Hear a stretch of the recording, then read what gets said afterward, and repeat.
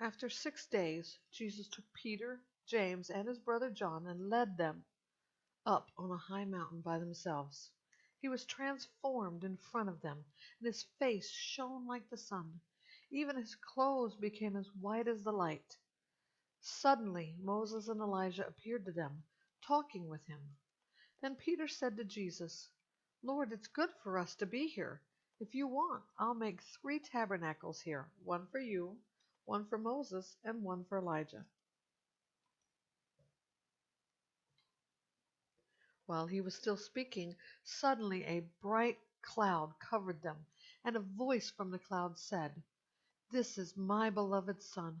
I take delight in him. Listen to him." When the disciples heard it, they fell face down and were terrified. Then Jesus came up, touched them, and said, "Get up, don't be afraid." When they looked up, they saw no one except him, Jesus alone. As they were coming down the mountain, Jesus commanded them, "Don't tell anyone about the vision until the Son of Man is raised from the dead." So the disciples questioned him, "Why then do the scribes say that Elijah must come first?" "Elijah is coming and will restore everything," he replied. "But I tell you, Elijah has already come, but they didn't recognize him. On the contrary, they did whatever they pleased to him. In the same way, the Son of Man is going to suffer at their hands." Then the disciples understood that he spoke to them about John the Baptist. When they reached the crowd, a man approached and knelt before him. "Lord," he said, "have mercy on my son, because he has seizures and suffers severely. He often falls into the fire and often into the water. I brought him to your disciples, but they couldn't heal him." Jesus replied, "You unbelieving and rebellious generation, how long will I be with you? How long must I put up with you? Bring him here to me." Then Jesus rebuked the demon, and it came out of him, and from that moment the boy was healed. Then the disciples approached Jesus privately and said, "Why couldn't we drive it out?"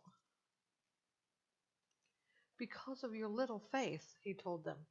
"For I assure you, if you have faith the size of a mustard seed, you will tell this mountain, 'Move from here to there,' and it will move. Nothing will be impossible for you. However, this kind does not come out except by prayer and fasting."